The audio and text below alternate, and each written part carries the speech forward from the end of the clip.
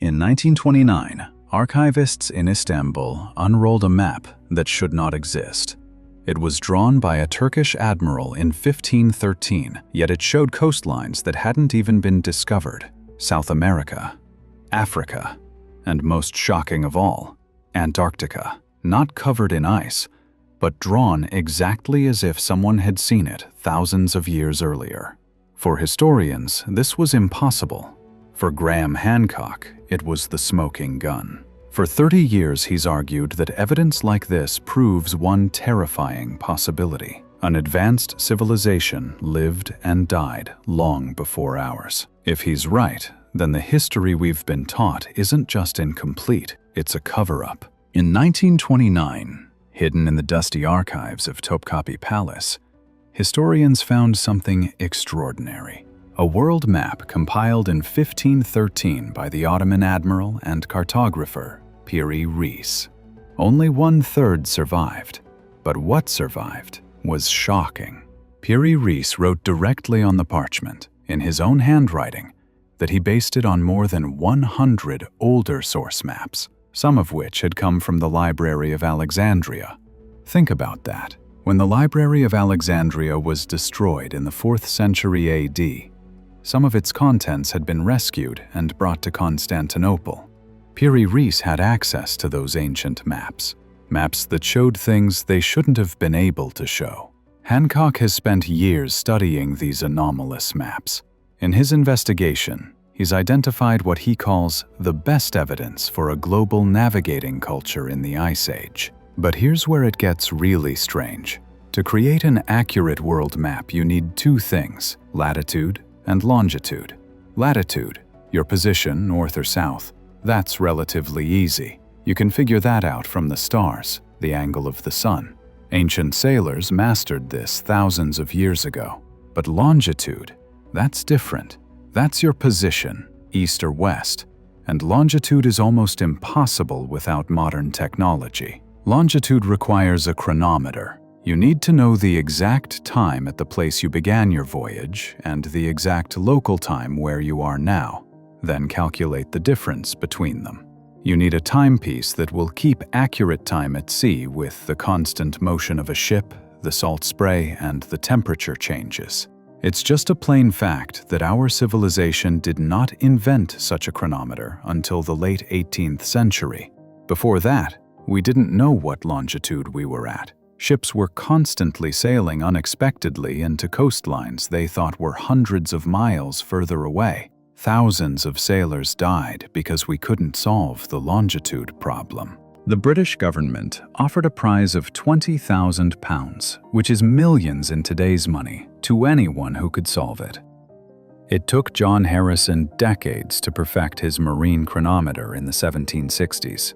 Before that, navigation was basically educated guesswork. So how do you explain this? These ancient maps don't just show coastlines. They show them with impossible accuracy, with precise longitude, technology that shouldn't have existed for another 300 years. But the real shocker isn't what's on these ancient maps. It's what's missing from the modern ones. Let me show you something called the Pinkerton World Map, drawn in 1818, based on the latest navigational information available at that time. What's missing from this map entirely is Antarctica. There's just a hole at the bottom of the world. Nothing there. The reason Antarctica is not there is simple. Our civilization hadn't discovered Antarctica in 1818. The first confirmed sighting wasn't until 1820. So they couldn't authentically put it on a map in 1818. But here's the problem that's been keeping researchers awake at night for decades. Antarctica appears repeatedly on these much older maps, and it appears in the right place, a bit bigger than it is today, but very much as it looked during the last ice age, when it wasn't covered in ice. The Piri Reis map, created in 1513, shows the northern coastline of Antarctica. Not the ice sheet we see today, but the actual rocky coastline beneath the ice, a coastline that wasn't officially mapped by modern science until the 1950s. using ground-penetrating radar and seismic surveys. How is this possible? How could a 16th century map show details of Antarctica that we didn't discover until the atomic age? But it gets stranger. The Orontius Veneius world map of 1531 shows the entire continent of Antarctica. Roughly the right shape and size, positioned correctly at the South Pole. It shows rivers, mountain ranges, and what appear to be inhabited areas. All of this while the continent was supposedly unknown to human civilization. The Mercator world map of 1569 shows Antarctica as two large land masses, separated by a channel. Modern research has confirmed that beneath the ice, Antarctica is indeed two land masses connected by a bridge of ice. Mercator couldn't have known this. No one could have known this without modern ice-penetrating technology. What all of this suggests is mind-bending. The world was mapped and explored by a global seafaring culture with a level of technology that was at least equivalent to ours in the 18th century, during the Ice Age. 12,000 years ago, when mainstream archaeology tells us humans were barely figuring out agriculture and living in small hunter-gatherer tribes, this is the core of Hancock's controversial thesis. While academics dismiss it as pseudo-archaeology, Hancock argues that we shouldn't dismiss the possibility that our ancestors had achieved a level of technology where they could explore and map the world's oceans. But if this global seafaring civilization existed, where's the other evidence? It's underwater. 20 feet below the crystal-clear waters of the Bahamas lies something that shouldn't be there: the Bimini Road, a formation of rectangular limestone blocks measuring over half a mile long, arranged in what appears to be a perfectly straight line with a curved J shape at one end. Hancock has personally investigated this site. As an experienced scuba diver who spent years looking at underwater structures around the world, he dove on the Bimini Road multiple times. What he found there would become another piece in his puzzle of ancient maritime civilization. Most archaeologists dismiss it as a natural formation. Beach rock, they say. Limestone that naturally forms in blocky patterns due to tidal action and mineral precipitation. Case closed. But here's what they can't explain. On the Piri Reis map, lying off the east coast of North America, is a large island with a row of megaliths. Like a road of megaliths running up the middle of it. That island is in the exact position of the Grand Bahama Banks. The mystery isn't whether the Bimini Road is natural or artificial. The mystery is that it's shown above water on that 500-year-old map. The last time the Bahama Banks were above sea level was at the end of the last ice age, when ocean levels were 400 feet lower than today. Someone mapped this area when it was dry land. Someone who lived during the Ice Age. For Hancock, this represents exactly the kind of evidence that mainstream archaeology refuses to consider. While the academic establishment argues over whether Bimini Road is natural or artificial, Hancock focuses on what he calls the real mystery: its appearance above water on ancient maps. The evidence doesn't stop there. DNA studies of indigenous populations in the Amazon have revealed something extraordinary. These isolated tribes carry genetic markers that trace back to Polynesia and Southeast Asia. But how did Polynesian DNA end up in the heart of South America? The academic world isn't buying it, at least not officially. From day one, the entire establishment has mobilized to shut down these anomalies. They don't debate the evidence, they bury it. They ridicule the messenger, dismiss the methods, and wave away the findings with hand-worn cliches. The Bimini Road, they insist, is nothing more than random rocks scattered on the seafloor. The ancient maps, dismissed as medieval fantasies with no real basis in fact. And the DNA anomalies, Those too are brushed aside as nothing but contamination, coincidence, or wishful thinking. For decades, Graham Hancock has lived under this storm. Labeled a pseudo-archaeologist, a conspiracy theorist, even a danger to the public, he's been barred from conferences, ignored by journals, and mocked in print. When his Netflix series Ancient Apocalypse aired, the backlash was immediate and furious. Archaeologists accused him of promoting misinformation, as if simply asking questions was somehow a crime. And yet, under closer scrutiny, their arguments begin to crumble. Independent divers, geologists, and engineers have examined the so-called Bimini beach rock. What they found wasn't nature's randomness. The blocks are rectangular, massive, some weighing several tons. Many bear tool marks, cut, carved, and placed with intent. Their alignment suggests engineering, not accident. If this were a road, it was built, not born. Then there are the maps, the heart of the mystery. At first glance, they look like the half-imagined sketches of medieval sailors. But modern computer analysis strips away centuries of copying errors and distortions, revealing something astonishing. Beneath the ink lies a source map of breathtaking precision. Take the Piri Reis map of 1513. Historians call it a curiosity, but when charted against modern satellite data, the eastern coast of South America aligns to within half a degree of longitude, impossible for the time. It shows river deltas unmapped until the 20th century. It depicts tiny islands off Venezuela that are invisible to the naked eye and missing even from many modern atlases. This is not medieval guesswork. This is not a lucky sketch. This is precision cartography, centuries, perhaps millennia, ahead of its time. So the question remains, who drew the originals, and why does the establishment fear the answer? Think carefully about what we're really looking at here. These aren't random coincidences. We have maps drawn centuries ago that somehow depict Ice Age coastlines, copied from sources said to trace back to the lost archives of the Library of Alexandria. We have underwater structures, massive stone formations, sitting exactly where those same maps place islands that today no longer exist. We have DNA anomalies, suggesting transoceanic contact thousands of years before history says it was possible. And it doesn't stop there.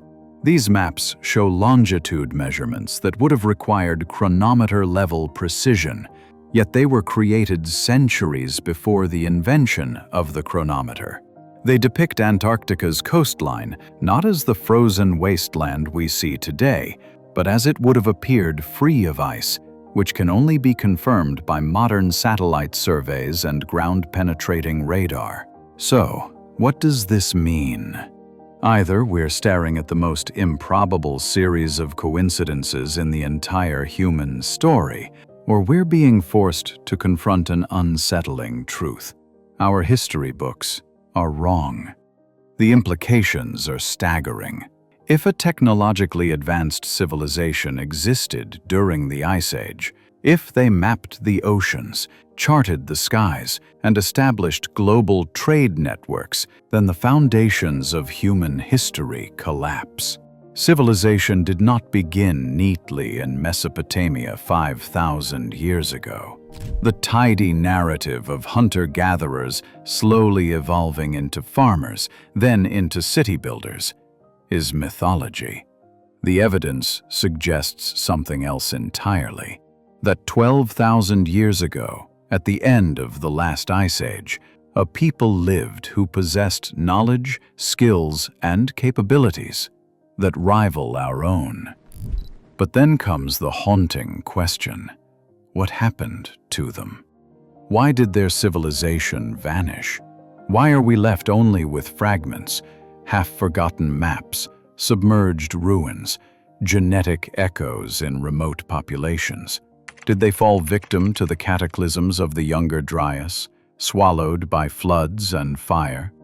Or were they erased, leaving behind only whispers for us to rediscover thousands of years later. Around 12,800 years ago, something cataclysmic struck. Scientists call it the Younger Dryas event, a sudden and violent return to Ice Age conditions that gripped the Earth for more than 1,000 years. The planet convulsed. Ice dams shattered, unleashing torrents of water across continents. Glaciers collapsed, carving valleys in days that would have taken rivers millennia. Oceans rose by nearly 400 feet, swallowing coastlines, erasing entire landscapes, and with them, perhaps, entire civilizations. This isn't speculation. Modern science confirms the event. Its fingerprints are burned into ice cores, etched into sediment layers, and marked by abrupt climate shifts and mass extinctions. The catastrophe was real. What mainstream history refuses to entertain is the possibility that advanced human societies were there to witness it and to record it. That's what makes the maps so extraordinary. They are not just depictions of geography. They are glimpses into a world before the flood.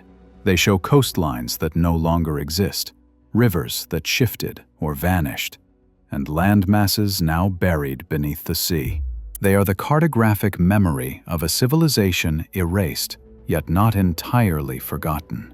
It is as if the ancient world left us a message, scattered, fragmented, half-buried, daring us to piece it back together. The academic establishment pushes back because these revelations don't just tweak a syllabus, they threaten the whole comforting story we tell about ourselves, that human history is a steady climb, that our era is the summit of technical achievement, and that progress is linear and inevitable.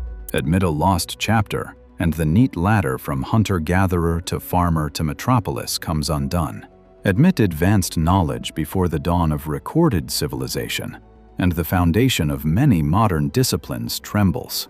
Graham Hancock has made a career out of rocking that foundation. From Fingerprints of the Gods to Magicians of the Gods and his later investigations, he threads together maps, ruins, genetics, and catastrophe into an alternative picture, not the first flowering of human genius, but a phoenix-like recovery after something monstrous erased an earlier world. To his critics, he's an iconoclast. To millions of readers, he's a bellwether, someone asking the awkward questions everybody suspects, but few are allowed to voice. But imagine for a moment that we're not unique in our brilliance. Imagine that civilization is cyclical, that great societies rise, master technologies we no longer remember, and then fall back into the dark, swallowed by ice, water, or fire. Why does this provoke such fury from the establishment? Part of it is professional. Careers and paradigms built on linear models don't welcome upheaval. Part of it is psychological. We like to be the culmination, not one link in a long repeating chain. And part of it is methodological. Extraordinary claims demand extraordinary evidence, which, in an imperfect archaeological record, is messy, ambiguous, and hard-won. Hancock's work is provocative because it dares to assemble the messy into a pattern. He's been ridiculed, excluded, and branded, yet he persists, not because he craves notoriety, but because the pattern keeps reappearing. The maps that can't be right, the submerged walls that must be natural, the anomalous DNA sequences written off as noise, these are not isolated curiosities. They form a lattice that points back to a lost complexity of human life, one that would force us to reframe our origin stories. The real question isn't whether it's convenient to keep those pages out of the curriculum. The real question is, what else might be buried behind the institutional refusals and disciplinary blinders?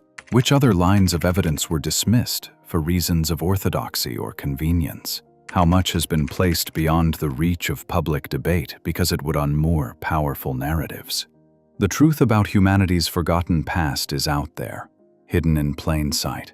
waiting for someone brave enough to piece together the fragments of our lost history. And that truth will change everything we thought we knew about who we are and where we came from.